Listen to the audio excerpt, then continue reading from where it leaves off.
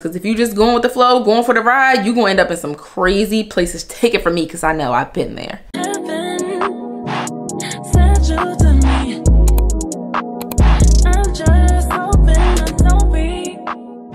Hey girl, welcome back to my channel. My name is Trinity. If you're new here, today we're going to be discussing 27 lessons I've learned in my 27 years here on earth. We got some real good ones in here, y'all. I actually meant to make this video around my birthday, which was in April. But today I came across a Better You podcast here on YouTube, and she has a video titled, I think like 22 things I learned by 22, something like that. I'll link her video down below.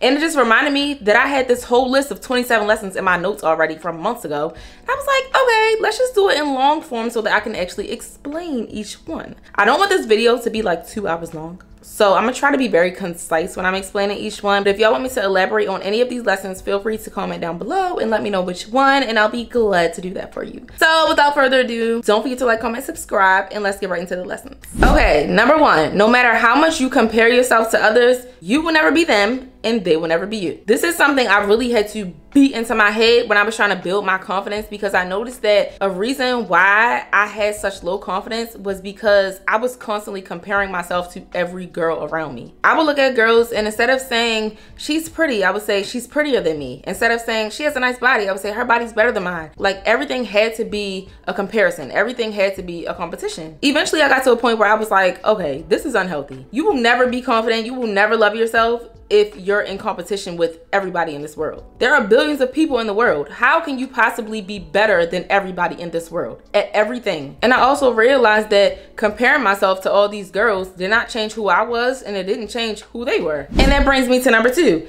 Hating yourself is the waste of a life. I got to a point where I've realized that I kind of hated myself. And I know that might sound kind of extreme, but I say that I hated myself because the things that I would say to myself and the way I picked myself apart, there was no way I really loved myself. I was talking to myself in ways that I would never talk to anybody else. I was saying things about myself that I would never say about anybody else. And I eventually got to a point where I was like, you're wasting your life, literally. God gave you this life. God gave you all these beautiful features. God gave you this body, and you're wasting all these years hating what he gave you. If you're not going to do anything about the things you don't like, if you can't do anything about the things you don't like, you might as well learn to love them or stop worrying so much about them. Number three, holding on to what no longer serves you makes it impossible for you to have what does. If you walk around like this all your life, holding on to something that does not serve you, holding on to something that does nothing for you, holding on to someone who doesn't satisfy your needs, satisfy your wants, how could you ever receive what God actually has for you? We do this a lot in relationships as women specifically. We hold on to men who really do nothing for us, men who are no good, simply because we don't want anyone else to have them. We don't want another girl to reap the benefits of what we've poured into this man. But girl, he's not doing anything for you. What do you have in front of you right now? Stop going off potential. Stop going off of what you feel like you poured into him.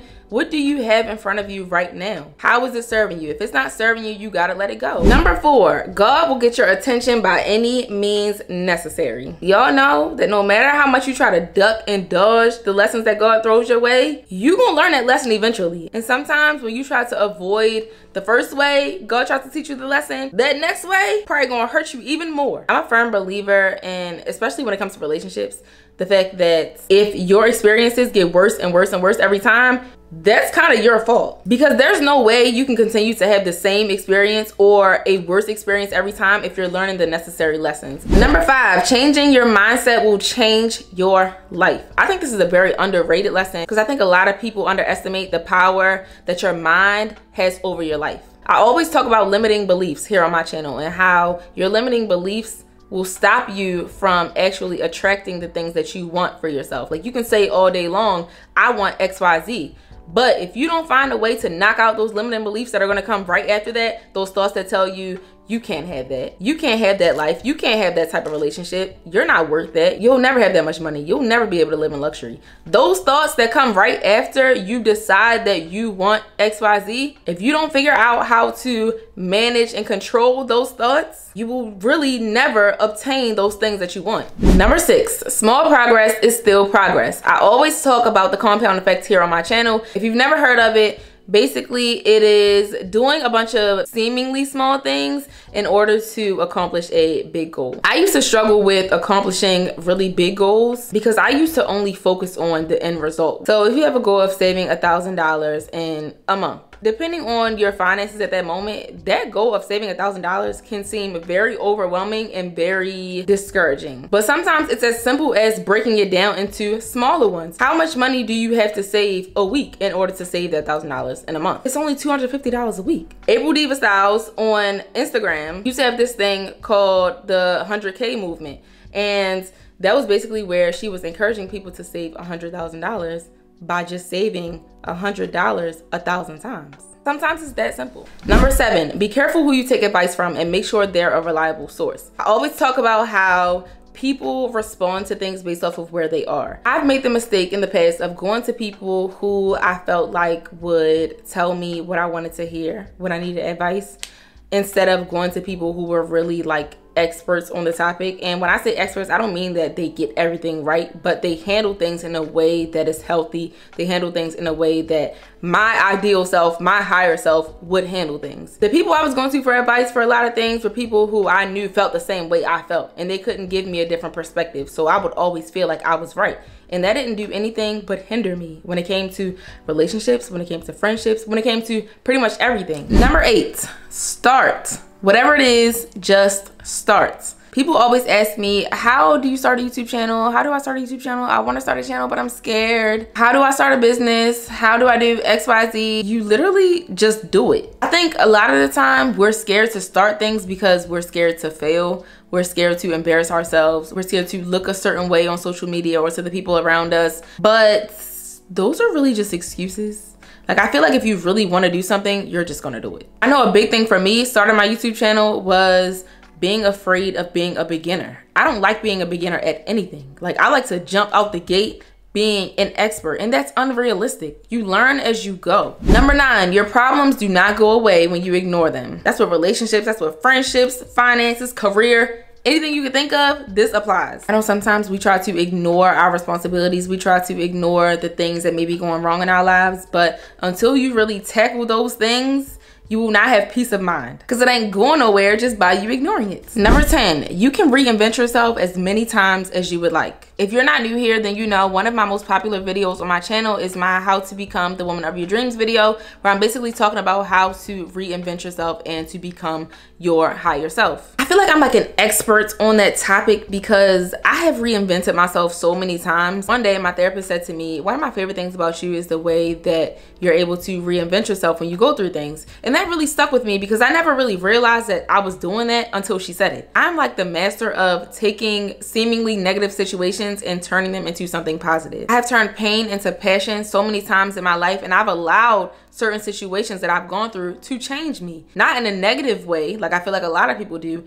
but I've allowed the situation that I've gone through to change me for the better. I have learned the necessary lessons. You know, people like to say, you'll never get the same me twice. And now that I really think about it, I feel like that's like my motto, because I never go into a new situation as the same person I was when I went into the last situation. Number 11, work smarter and not harder. This was actually a really important lesson for me because as an entrepreneur, I think people are always feeling like we have to work so hard to get certain things. And I'm way past the point of feeling like I have to work super duper hard to get certain results, to get a certain amount of money. My peace is more important. And I've also realized that you can make a good amount of money, maybe even more, working smarter than working harder. There was a time where I felt like I had to work 7 days a week. Like I had to be available 7 days a week, 12 hours out the day in order for me to have clients, in order for me to reach certain financial goals that I had. And that is not true at all, because I now work 4 days a week and I make more than I was making when I was available 7 days a week. Number 12, you're no good for anyone else if you're not good to yourself. This is something that I've really learned once I became a mom, because I used to put myself on the back burner right after I had my son. I wasn't eating, I was stressed, I was making sure he ate, but I wasn't taking the time to eat. I wasn't taking the time to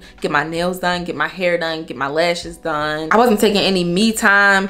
Whenever I did have a break from my son, I was just working instead of really taking time to rest and take care of myself. And my therapist had to tell me one day, like, look, You doing all this to make sure that your son is good, but he's not going to be good if you're not good. I was trying to pour from a cup that was literally empty. I'm not even going to say half empty. It was empty. Of course, I loved my son, but I was like dreading motherhood at first because I was like, yo, this is so draining. But I realized it's because I wasn't finding time to be an individual and to really take care of myself. I was making sure he was good, but I wasn't making sure I was good. I feel like I became like overall more happy about life when I really started prioritizing myself. Number 13, nothing is meant to last forever and you have to be okay with it. I think we go into things wanting them to last forever, whether that's relationships, friendships, careers. We want everything to last forever, but it's literally unrealistic when you really think about it. Everything has an expiration date. And we hate that. And it's normal to hate it. Like, that's a normal human feeling. I think when you just are happy that you were able to experience certain things and certain people, it makes it a little bit easier to deal with endings. Some stuff just has to run its course. Sometimes people are put into your life so that you can learn certain lessons,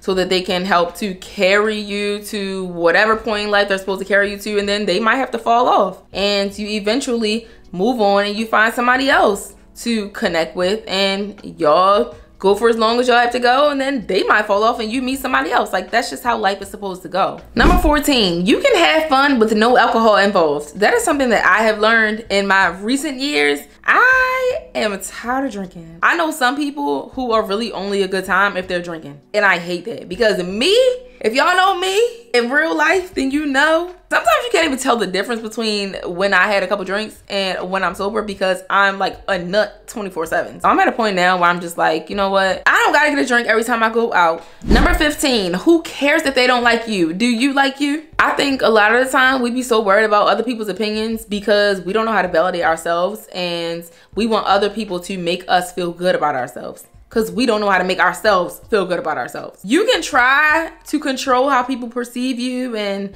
how people feel about you all you want, but you cannot control the mind of anyone in this world. No matter how you dress, no matter how you talk, no matter how you look, you literally cannot control what anybody thinks about you. You're thinking you're putting on the best outfit, you're thinking they're gonna think you best dressed, you think they're gonna think you're the prettiest thing in the world, but they still might not think that, no matter what you put on, no matter how you look, no matter how you speak. So start worrying more about your opinion about yourself. Number 16, you can't hold people responsible for what you do not tell them. I remember being in a relationship years ago and constantly telling the person I was with, you can't hold me responsible for what I don't know. You know, people like to do this thing, especially men, because men don't really like to communicate, but they like to do this thing in relationships where you're telling them how you feel about something that they did or something that they constantly do, and they use that as an opportunity to tell you how they feel about things that you have done and things that you're doing. They say stuff like, well, you did XYZ, but hold up. You ain't never say that before. How could you expect me to change that when you never told me that you didn't like that? We be holding on to so many things, and we be having so much resentment towards people for things that we never even shared with them that we didn't like. You sitting around with attitude and being mad and having these feelings boiling inside of you about this person and what they've done to you is not going to do anything but drive you crazy, because that person has no idea what's going on. I know we like to say, oh, well, I don't feel like I need to tell people when they did XYZ because they know what they did. Some people don't know what they did. Number 17, going with the flow will flow you somewhere you do not want to end up. I said before that going with the flow gonna flow you right to hell, but I tried to make it sound a little nicer this time. It's the truth though. Like when you're just like, oh, okay, I'm just gonna go for the ride. You don't know where that ride going to end up. You don't get on a plane and just let them take you wherever. First of all, you can't even prepare for where you're going because you don't know where you're going. And that's why I say you gotta know what you want and what you don't want at all times. Because if you just going with the flow, going for the ride, you're gonna end up in some crazy places. Take it from me, because I know I've been there. And that brings me to number 18. If you don't know what you do and don't want, you'll accept a little bit of everything. Y'all know I say this all the time. You gotta know both. You can't just know what you want, and you can't just know what you don't want. If you haven't seen the How to Become the Woman of Your Dreams video, I'm gonna plug that right here once again, because that will explain that one perfectly. Number 19, this is one of my favorites. You are not a tree, you can move. I have conversations with people all the time who just complain and complain and complain and complain about their situation, where they are in life, their relationship, their friendships. Girl, pick up and go. Move on. You are not a tree. You're not planted in one place forever until you die. You can move on and have as many experiences as you'd like. If you don't like your job, you can pick up and find another one. If you don't like the relationship that you're in, you can leave that man and find you another one. If you don't like your group of friends that you have, you can leave them and find other ones. If you want to start something new, start something new. You can do that because you are not a tree and you can move. Number 20, man's rejection is God's protection. I know we've all heard that so many times, but it is so true. We get so mad when God does not allow us to be in certain spaces when we want to be in certain spaces, when he doesn't allow us to be in certain relationships when we want them, when he doesn't allow us to find the friend group that we want,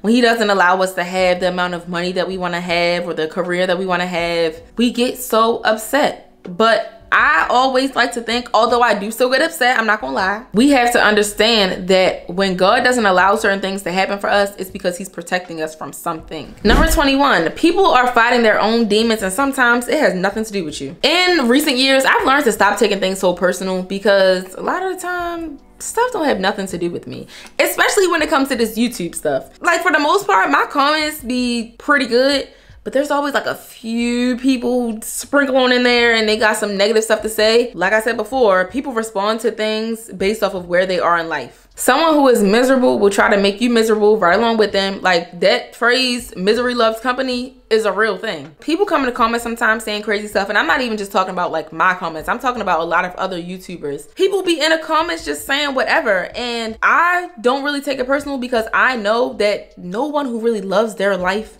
is sitting at their computer or sitting on their phone watching someone's whole video just to slander them. Like, if you love your life, you don't even have time to do stuff like that. Like, if you have responsibilities and you enjoy what you do, you're happy where you are in life, you're not going to sit on an app and trying to make somebody feel bad about their life. And when you look at things like that, you really just don't take stuff personal. Number 22, it is okay to be alone. I talk about this all the time on my channel because I feel like a lot of women don't know how to be by themselves. And I'm not even really just talking about being single, although that is a big one, but really just spending time by yourself, period. Because you can be in a relationship, in a marriage, whatever, and still not know how to spend time by yourself. Being able to sit with your own thoughts, being able to enjoy your own company, being able to just enjoy your solitude. Being able to spend time by yourself is so important because it allows you to have healthier relationships. When you're not constantly putting pressure on someone else to make you happy, when you're not constantly putting pressure on someone to spend time with you or spend all of their time with you,